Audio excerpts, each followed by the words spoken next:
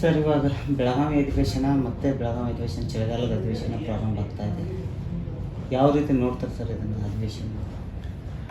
ಏನು ಪ್ರತಿ ವರ್ಷ ರಾಜ್ಯ ಸರ್ಕಾರದವರು ಚಳಿಗಾಲದ ಅಧಿವೇಶನವಂತೇಳಿ ಬೆಳಗಾವಿ ಒಳಗಡೆ ಬಂದು ಸುಮಾರು 15 ದಿನಗಳ ಕಾಲ ಅಧಿವೇಶನವನ್ನು ಮಾಡ್ತಾ ಇದ್ದಾರೆ. ಬಾರಿ ಇದೊಂಥರ ಸ್ವಾಗತಾರ್ಹ. ಉತ್ತರ ಕರ್ನಾಟಕದ ಜನರ ಬಹುದಿನಗಳ ನಿರೀಕ್ಷೆನೂ ಬಹುದಿನಗಳ ಆಸೆನೂ ಕೂಡ ಇದು.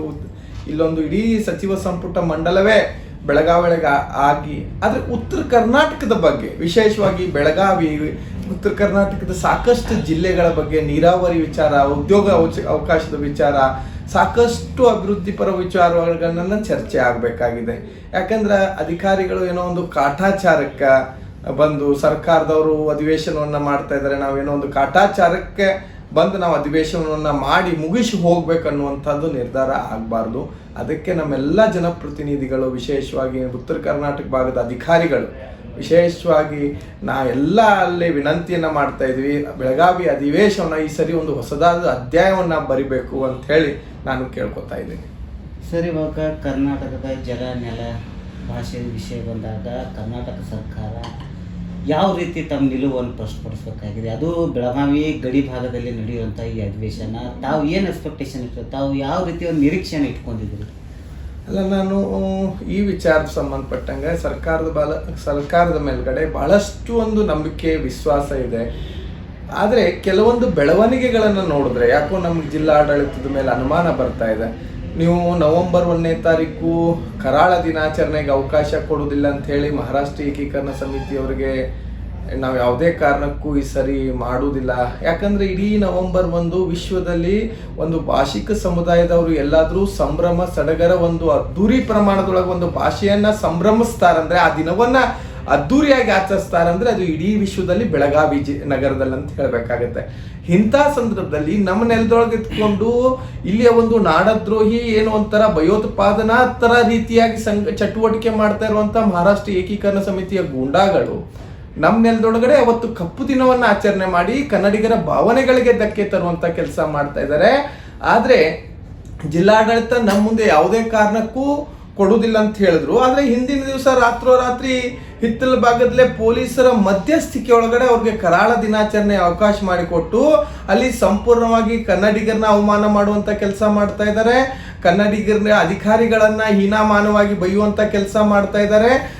ರಾಜಕಾರಣಿಗಳು, ಜನಪ್ರತಿನಿಧಿಗಳು, ರಾಜ್ಯದ ಮುಖ್ಯಮಂತ್ರಿಗಳನ್ನ ಅವಮಾನ ಮಾಡುವಂಥ ಕೆಲಸ ಮಾಡ್ತಾ ಇದ್ದಾರೆ. ಅದು ನಮ್ಮ ನೆಲದೊಳಗಡೆ ಕರ್ನಾಟಕದ ಅವಿಭಾಜ್ಯ ಅಂಗ ನೀವೇನಂತ ಹೇಳ್ತೀರಿ ಬೆಳಗಾವಿಲಿ ಈ ರೀತಿ ನಡೀತಾ ಇದೆ.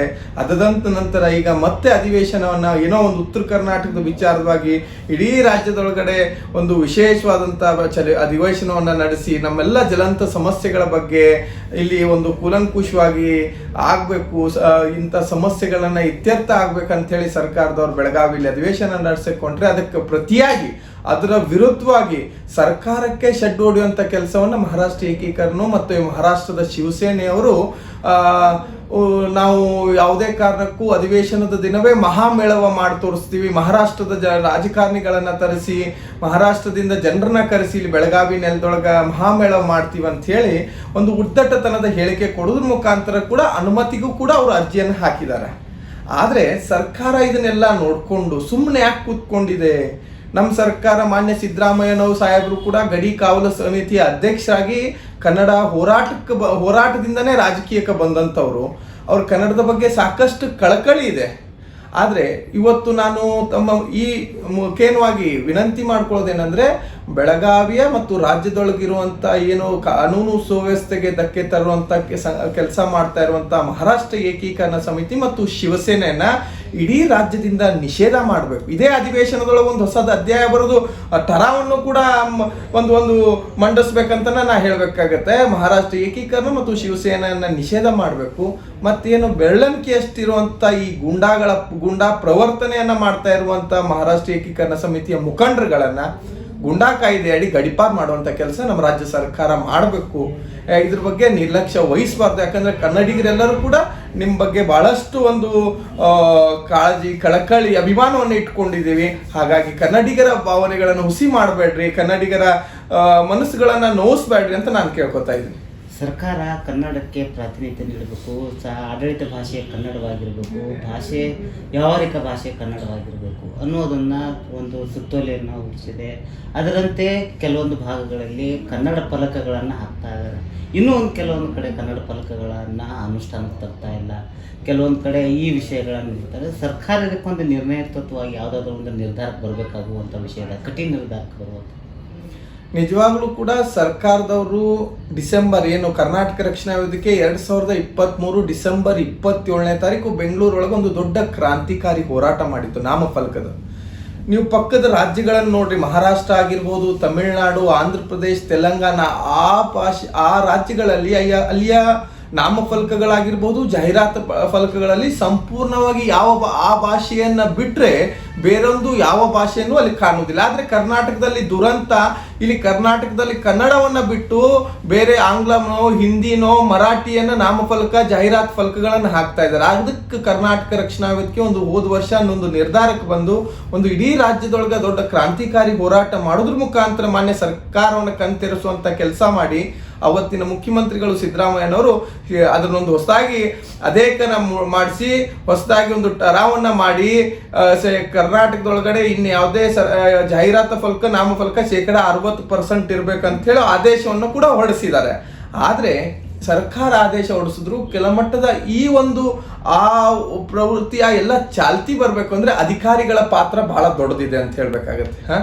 ಅದಕ್ಕೆ ಅಧಿಕಾರಿಗಳು ಗಡಿಭಾಗ ಇದೆ. ಇಂಥ ಸಂದರ್ಭದಲ್ಲಿ ಇಲ್ಲಿ ಕೆಲಸ ಮಾಡ್ತಾ ಇರುವಂತ ಅಧಿಕಾರಿಗಳೆಲ್ಲರೂ ಕೂಡ ಕನ್ನಡಿಗರಿದ್ದಾರೆ. ಬೆಳಗಾವಿಯಲ್ಲಿ ಕೂಡ ಕರ್ನಾಟಕ ರಕ್ಷಣಾ ವೇದಿಕೆ ಸಾಕಷ್ಟು ಒಂದು ರ್ಯಾಲಿ, ಜಾಗೃತಿ ಜಾಥಾಗಳನ್ನ ಮಾಡೋದ್ರ ಮುಖಾಂತರವಾಗಿ ನಾಮಫಲಕಗಳನ್ನ ಮತ್ತು ಜಾಹೀರಾತು ಫಲಕಗಳನ್ನ ಬದಲಾವಣೆ ಮಾಡುವಂತ ಕೆಲಸ ಕರ್ನಾಟಕ ರಕ್ಷಣಾ ವೇದಿಕೆ ಮಾಡಿದೆ. ಕೆಲ ಅಧಿಕಾರಿಗಳು ಇಷ್ಟೋ ಮಾಡಿದ್ದಾರೆ. ಆದ್ರೆ ಸಂಪೂರ್ಣವಾಗಿ ಆಗ್ಬೇಕಂದ್ರೆ ಅದು ಅಧಿಕಾರಿಗಳ ಪರಿಶ್ರಮ ಬಹಳ ದೊಡ್ಡದಿದೆ. ಅದಕ್ಕೆ ಇಲ್ಲಿಯ ಮಹಾನಗರ ಪಾಲಿಕೆ, ಜಿಲ್ಲಾಡಳಿತ, ಜಿಲ್ಲಾ ಪಂಚಾಯಿತಿ ಎಲ್ಲ ಅಧಿಕಾರಿಗಳಲ್ಲಿ ನಾನು ಒತ್ತಾಯ ಮಾಡೋದಷ್ಟೇ, ಏನು ಕನ್ನಡದ ಕಡ್ಡಾಯ ಕನ್ನಡದ ನಾಮಫಲಕದ ವಿಚಾರವಾಗಿ ಏನು ಆದೇಶ ಇದೆಯೋ ಆ ಆದೇಶವನ್ನು ಇಟ್ಕೊಂಡು ತಾವೆಲ್ಲರೂ ಕೂಡ ಈ ಅಧಿವೇಶನದ ಒಳಗಡೆ ಜಾಹೀರಾತು ಮತ್ತು ನಾಮಫಲಕಗಳನ್ನ ಕನ್ನಡದಲ್ಲಿ ಬದಲಾವಣೆ ಮಾಡಬೇಕು ಅಂತ ಹೇಳಿ ನಾನು ವಿನಂತಿ ಮಾಡ್ತೀನಿ.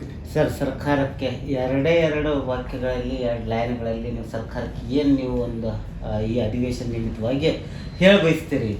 ತಮ್ಮ ಸಲಹೆ ಏನು? ಮಾನ್ಯ ಸರ್ಕಾರಕ್ಕೆ ಇವತ್ತು ಮಾನ್ಯ ಮುಖ್ಯಮಂತ್ರಿ ನೇತೃತ್ವದ ಎಲ್ಲಾ ಸಚಿವ ಸಂಪುಟದ ಮಂಡಳಿಯವರೆಗೆ ರಾಜ್ಯದ ಎಲ್ಲ ಜನಪ್ರತಿನಿಧಿಗಳ ಮೇಲೆ ಸಂಪೂರ್ಣವಾದಂಥ ನಂಬಿಕೆ ಇದೆ. ವಿಶೇಷವಾಗಿ ಉತ್ತರ ಕರ್ನಾಟಕದಲ್ಲಿ ನಡೀತಾ ಇರುವಂಥ ಅಧಿವೇಶನ ಪ್ರತಿ ವರ್ಷನೂ ಆಗುತ್ತೆ, ಈ ವರ್ಷನೂ ನಡೀತಾ ಇದೆ. ಈ ವರ್ಷ ಒಂದು ಹೊಸದಾಗಿ ಅಧ್ಯಾಯ ಬರೀಬೇಕು. ಕಾಟಾಚಾರಕ್ಕೆ ಬಂದು ಅಧಿವೇಶನವನ್ನು ಮಾಡಿ ಹೋಗಬಾರ್ದು. ಇಲ್ಲಿ ಸಾಕಷ್ಟು ಜ್ವಲಂತ ಸಮಸ್ಯೆಗಳು, ನೀರಾವರಿ ಆಗಿರ್ಬೋದು, ಗಡಿಭಾಗ ಇರೋದ್ರಿಂದ ಸಾಕಷ್ಟು ಇಲ್ಲಿ ಕೈಗಾರಿಕೆಗಳು ಬರಬೇಕಾಗಿದೆ. ಇಲ್ಲಿಯ ಮಕ್ಕಳು ಸಾಕಷ್ಟು ನಿರುದ್ಯೋಗವನ್ನು ಅನುಭವಿಸ್ತಾ ಇದ್ದಾರೆ. ಇಲ್ಲಿ ಸಾಕಷ್ಟು ಕೈಗಾರಿಕೆಗಳನ್ನ ಇನ್ನೂ ಹೆಚ್ಚಿನ ಪ್ರಮಾಣದ ಕೈಗಾರಿಕೆಗಳು ಬರಬೇಕು, ನೀರಾವರಿ ಸಮಸ್ಯೆ ಆಗಿರ್ಬೇಕು, ಬಹಳಷ್ಟು ರಸ್ತೆಗಳ ಅಭಿವೃದ್ಧಿ ಆಗಿರ್ಬೇಕು, ಗ್ರಾಮ ಮಟ್ಟದೊಳಗಡೆ ಡಿಜಿಟಲೀಕರಣ ಆಗಿರ್ಬೇಕು. ಇಂಥ ಸಾಕಷ್ಟು ಅಭಿವೃದ್ಧಿ ಪರವಾದಂತ ಕೆಲಸವನ್ನ ಮಾಡೋದ್ರ ಮುಖ್ಯವಾಗಿ ಈ ಅಧಿವೇಶನದೊಳಗೆ ಅಂತ ಚರ್ಚೆಗಳನ್ನ ಮಾಡೋದ್ರ ಮುಖ್ಯವಾಗಿ ಸರ್ಕಾರ ಮತ್ತು ಇಡೀ ಸಚಿವ ಸಂಪುಟ ಉತ್ತರ ಕರ್ನಾಟಕ ಮತ್ತು ಅಖಂಡ ಕರ್ನಾಟಕದ ಬಗ್ಗೆ ವಿಶೇಷವಾದಂತ ಕಾಳಜಿ ಕಳಕಳಿ ಇಟ್ಕೊಂಡು ಅದರ ಬಗ್ಗೆ ಚರ್ಚಿಸಿ ಚಿಂತನೆಯನ್ನ ಮಾಡಿ ಜಾರಿಗೆ ತರಬೇಕು ಅಂತೇಳಿ. ವಿಶೇಷವಾಗಿ ಕನ್ನಡದ ಶಾಲೆಗಳು ಕೂಡ ಇಲ್ಲಿ ಸಾಕಷ್ಟು ಇಡೀ ಬೇರೆ ಭಾಷಿಕರು ಕನ್ನಡದ ಶಾಲೆಗಳನ್ನ ಕನ್ನಡವನ್ನ ಕಲೀಲಿಕ್ಕೆ ಕನ್ನಡದ ಶಾಲೆಗಳು ಬರ್ತಾ ಇದ್ದಾರೆ. ಕೆಲವೊಂದು ಕಡೆ ಕನ್ನಡದ ಶಾಲೆಗಳ ಅಭಿವೃದ್ಧಿ ಆಗಿವೆ, ಅದು ಕೆಲವೊಂದು ಕಡೆ ಆಗ್ತಾ ಇಲ್ಲ. ಅಂತ ಅಭಿವೃದ್ಧಿ ಆಗಲ್ದಂತ ಶಾಲೆಗಳನ್ನ ಅದ್ರ ಬಗ್ಗೆ ಸರ್ಕಾರ ಗಮನ ಹರಿಸಿ ಅಂತ ಅಲ್ಲಿಯ ಮಕ್ಕಳನ್ನ ವಿಶೇಷವಾಗಿ ಕರೆತರುವಂತ ಕೆಲಸ ಮಾಡಿ ಕನ್ನಡಕ್ಕೆ ಓದಾಕ್ ಹಚ್ಚಿ ಶಾಲೆಗಳನ್ನ ಕೂಡ ಅಭಿವೃದ್ಧಿ ಪಡಿಸ್ಬೇಕು ಅಂತ ನಾನು ಒತ್ತಾಯನ ಮಾಡ್ತಾ ಇದ್ದೀನಿ.